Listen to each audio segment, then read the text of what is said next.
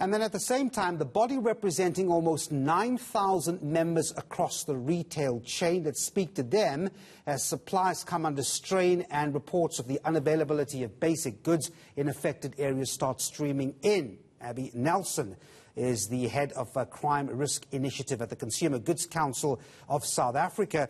Abby, thanks very much indeed for talking to us. The losses to the retail industry as a result of the looting are probably astronomical, and we'll get to that in a moment.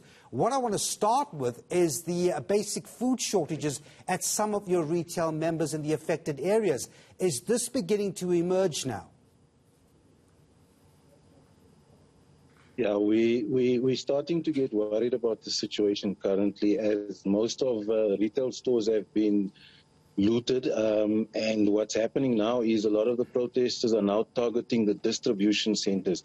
Now, the distribution centers are responsible to stock up your actual retail store, and once they start attacking the distribution centers, we're gonna start experiencing a food security issue.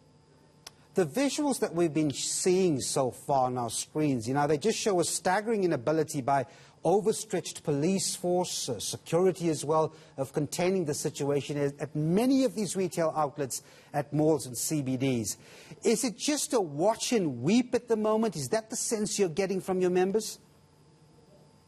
Yeah, definitely. The law enforcement is stretched. We are in contact with them 24/7, but unfortunately they have limited resources, and unfortunately they are unable to address each and every situation.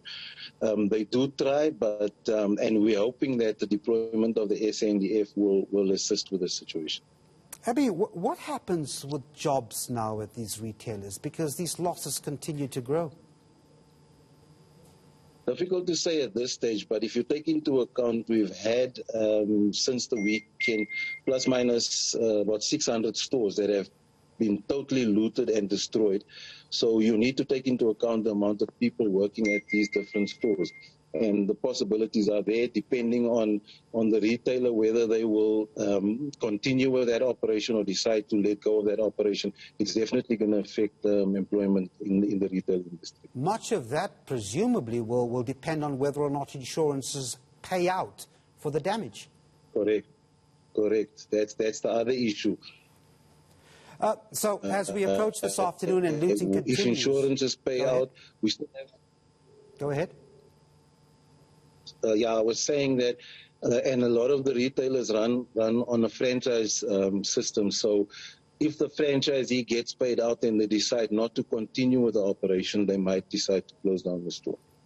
So as the Consumer Goods Council now watching what's unfolding this afternoon, what suggestions, recommendations are you putting forward to authorities this afternoon? We saw a briefing from the security cluster, which many say was not impressive. What's your take in terms of a recommendation or solution this afternoon?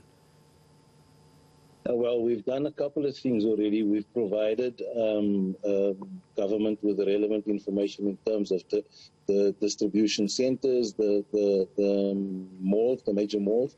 And then what we're also recommending to government is that we're calling for a state of emergency, even if it has to be a provincial one at this stage for KwaZulu-Natal, where the problems are massive.